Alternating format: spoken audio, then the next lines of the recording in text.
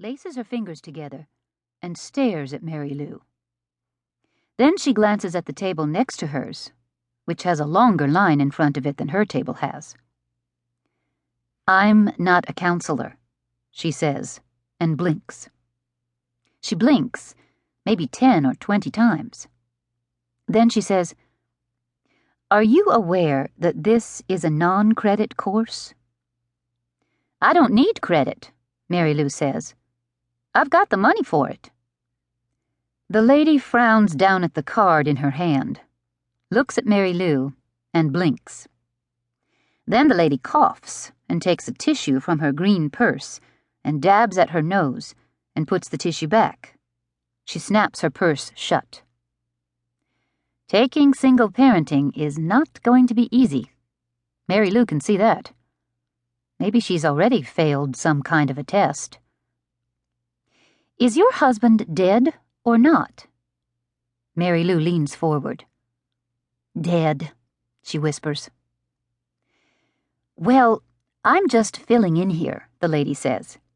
"But I guess you know what you're doing." Then she puts initials by Mary Lou's name and nods toward the table that is registering the single parents. A man signs her up, quick and easy.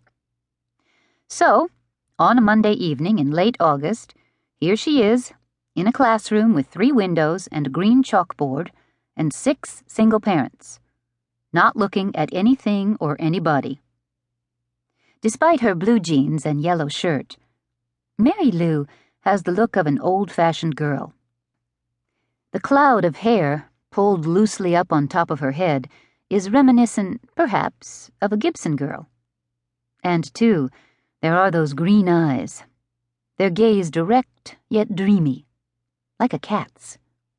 She sits straight, her hands carefully folded on the desk.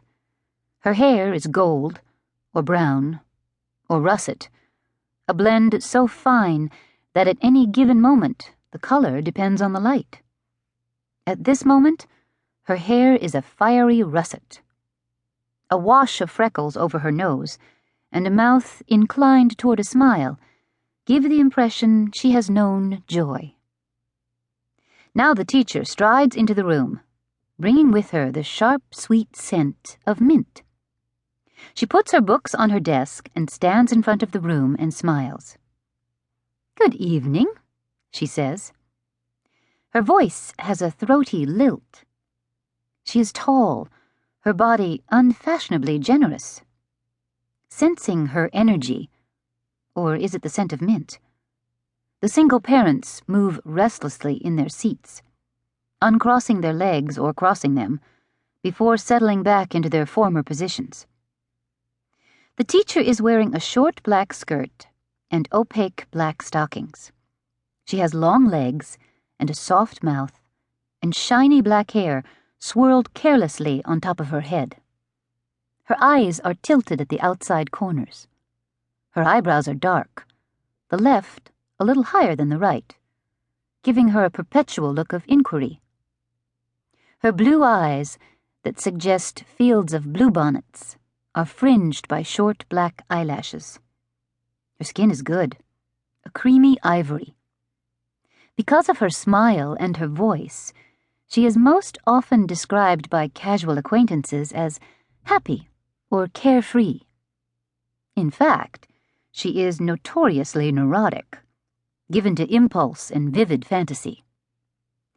Today, she wears no makeup, no rings, no earrings, nothing. And that's a real shame, Mary Lou tells herself.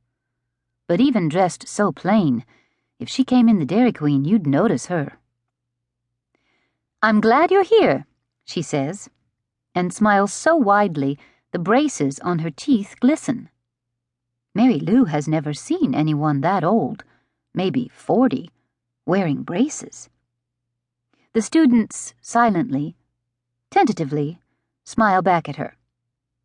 When she turns and writes, "Single Parenting, 5162, on the green blackboard, the movement of her arm jingles 2 thin silver bracelets. Without turning around, she says, "This is the text we'll be using," and writes,